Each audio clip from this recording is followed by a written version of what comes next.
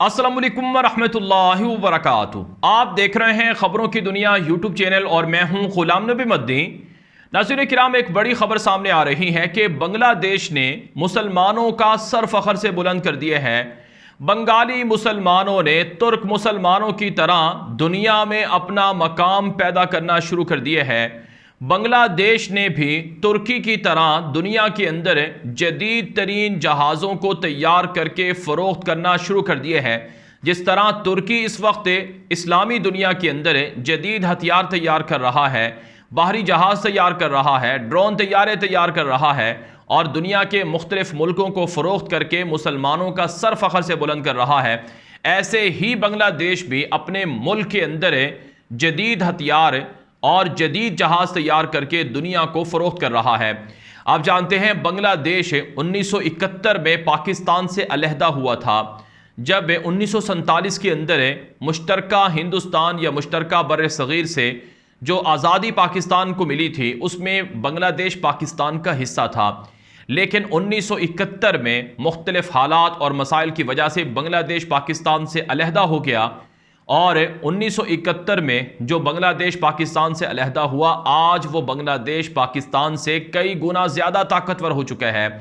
आज वो बांग्लादेश पाकिस्तान से मईशत के एतबार से, मुआशी लिहाज से काफ़ी तगड़ा है। आगे चलकर मैं आपको कंपैरिजन बताऊंगा कि बांग्लादेश की इकॉनमी कहाँ खड़ी है, पाकिस्तान की इकॉनमी कहाँ खड़ी है, पाकिस्तान में कितना पाकिस्तान के ऊपर बैरूनी कर्जा है, बांग्लादेश पर कितना कर्जा है, पाकिस्तान में एक शख्स सालाना कितने पैसे कमाता है और बांग्लादेश में कितने कमाता है।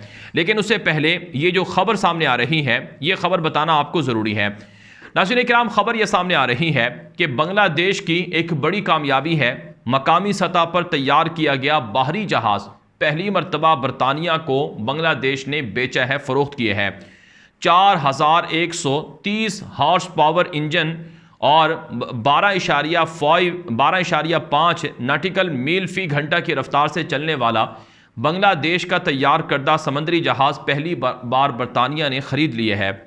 तफसीलात के मुताबिक ढाका इंटर कॉन्टिनेंटल में होने वाली एक तकरीब के दौरान जो आंदा शिप यार्ड और स्लिपवेज लिमिटेड ने 4130 हॉर्स पावर इंजन और 12.5 नॉटिकल मील फी घंटा की रफ्तार से चलने वाला बांग्लादेश में तैयार किए जाने वाला समंदरी जहाज़ पहली बार बरतानिया की कंपनी को फ़रोख्त किया है। बांग्लादेश में तैयार करदा समंदर में चलने वाला ये तेज़ रफ्तार कसीरुल मकासद समंदरी जहाज़ 364 फीट लंबा है और 54 फीट चौड़ा है और 27 फीट गहरा है।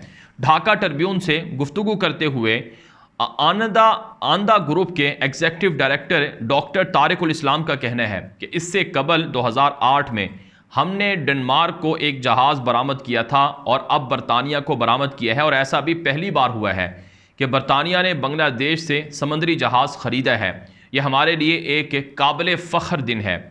इस हवाले से उन्होंने कहा कि कोरोना के बाद बांग्लादेश की जहाज़ साजी की सनत ने दोबारा बैनुल अक़वामी मार्केट में कदम जमाना शुरू कर दिए हैं और इस वक्त हमारे मज़ीद 3 जहाज़ तैयार हो रहे हैं और बल्कि तैयार हो चुके हैं जो अब मज़ीद मुल्कों को बेचे जाएंगे, फ़रोख्त किए जाएंगे। उन्होंने बताया कि 6001 डेड वेट टेनिज की सलाहियत वाला ये समंदरी जहाज़ मुकम्मल तौर पर बांग्लादेश में नारायणगंज के मेघना घाट में बनाया गया था। ये जहाज़ जोहरी फजला के अलावा किसी भी किस्म के ख़तरनाक सामान को समंदरी रास्ते से ले जा सकता है और ये एक आइस क्लास जहाज़ है जो समंदर पर मौजूद 4 फीट बर्फ़ को तोड़कर आसानी से अपनी मंजिल की जानिब हरकत कर सकता है।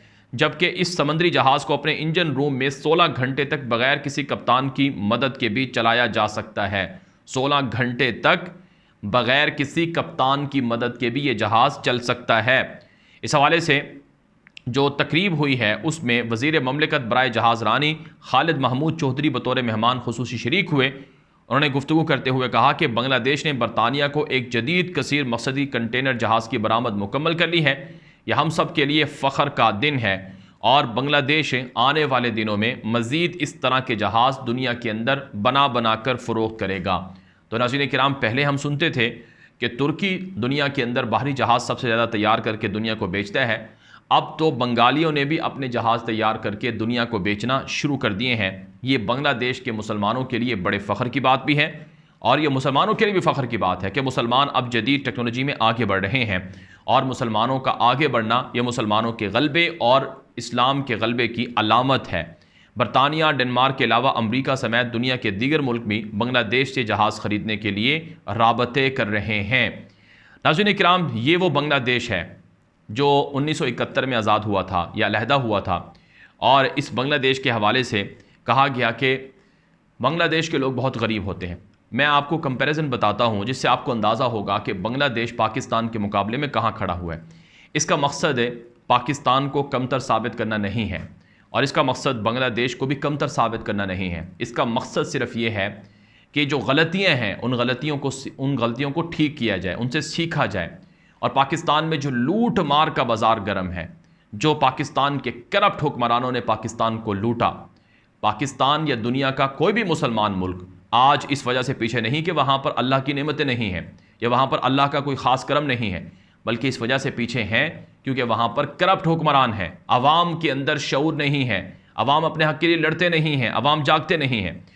नाज़रीन किराम, बांग्लादेश की इस वक्त जो आबादी है वो तकरीबन 17 करोड़ के लगभग है, और पाकिस्तान की आबादी 22 करोड़ से 25 करोड़ के दरमियान है।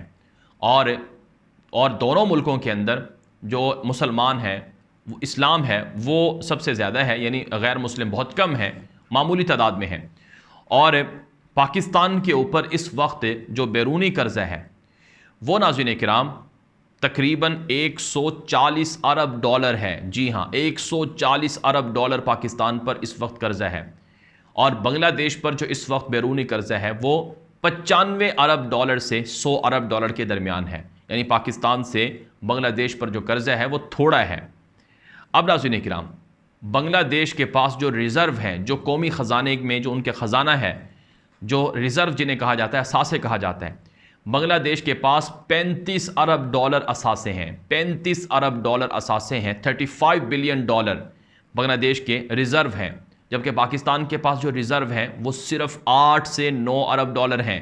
8 से 9 अरब डॉलर हैं, और उसमें भी कमी हो रही है। और ये जो पाकिस्तान के रिज़र्व हैं इनमें से 2.5 अरब डॉलर सऊदी अरब के, 2.5 अरब डॉलर यूएई के, और 3 अरब डॉलर चाइना के हैं। पाकिस्तान के अपने पास तो रिज़र्व में कुछ है ही नहीं।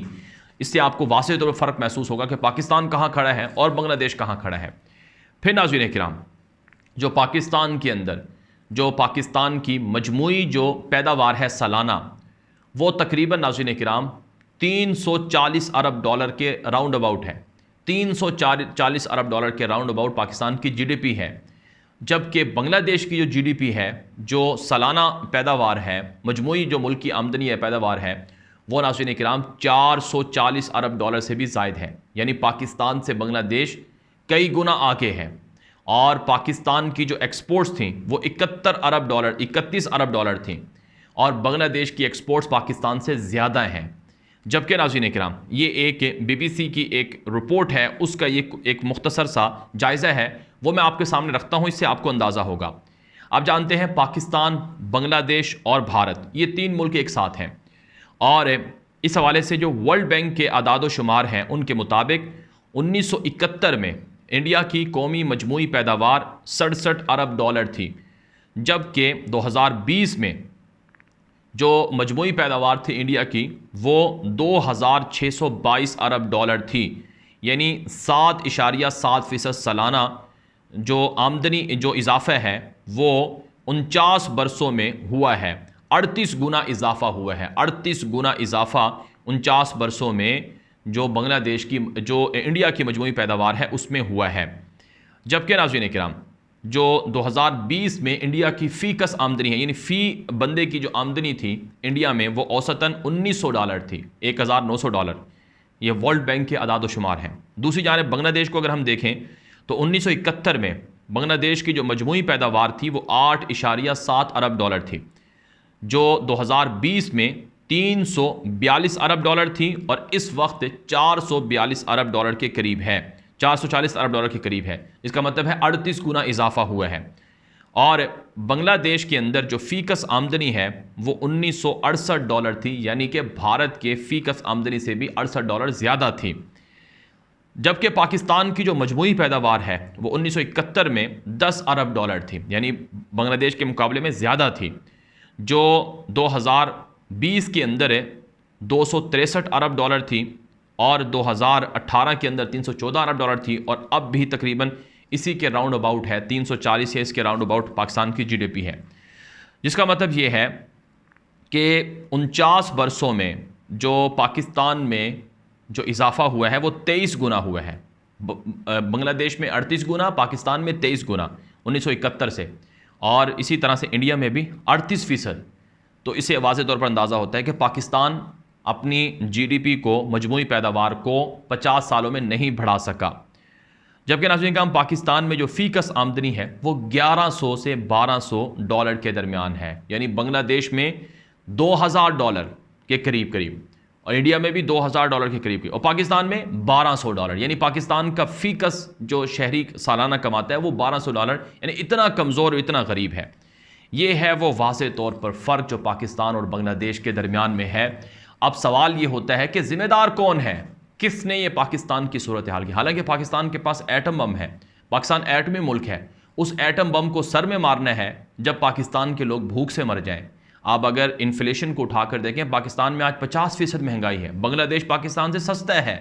और इसी तरह से अगर आप पाकिस्तान के अंदर है जो मजमूई तालीम यानी एजुकेशन का रेशो निकालें तो पाकिस्तान के अंदर 40% या 45% लोग पढ़े लिखे हैं, जबकि बांग्लादेश के अंदर जो एजुकेशन है वो 50 सालों में कहाँ से कहाँ चली गई है।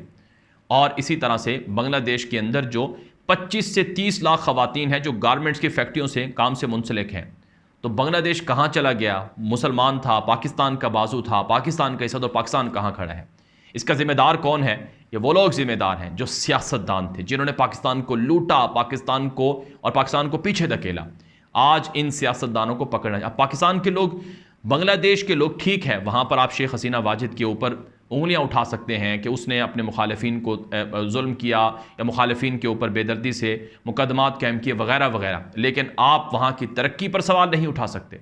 वहाँ के लोग जिस तरह से आगे बढ़ रहे हैं, वहाँ पर जिस तरह से तरक्की हो रही है, वो पाकिस्तान के मुकाबले में कई गुना ज़्यादा है। इस पर सोच करनी चाहिए। और बहरहाल मुसलमान मुल्कों को अपने अपने मुल्कों के अंदर देखना चाहिए। जो मुसलमान मुल्कों की हालत आज बुरी है, चाहे सूडान हो, चाहे लबनान हो, चाहे नाज़रीन इकराम ट्यूनस हो, चाहे इराक हो, चाहे लीबिया हो, उसकी वजह वहाँ के लोग और वहाँ के हुक्मरान हैं। जब लोग अपने हुक्मरानों के खिलाफ नहीं निकलते, नहीं खड़े होते, तो इस तरह की सूरत हाल पैदा होती है। ये वीडियो आम कर दें। मज़ीद खबरों के लिए, आलमी खबरें और आलम इस्लाम की खबरों के लिए हमारा यूट्यूब चैनल है खबरों की दुनिया, उसे लाजमी सब्सक्राइब कर लें। अब तक के लिए इतना ही इजाज़त दीजिए। अस्सलामु अलैकुम व रहमतुल्लाहि व बरकातहू।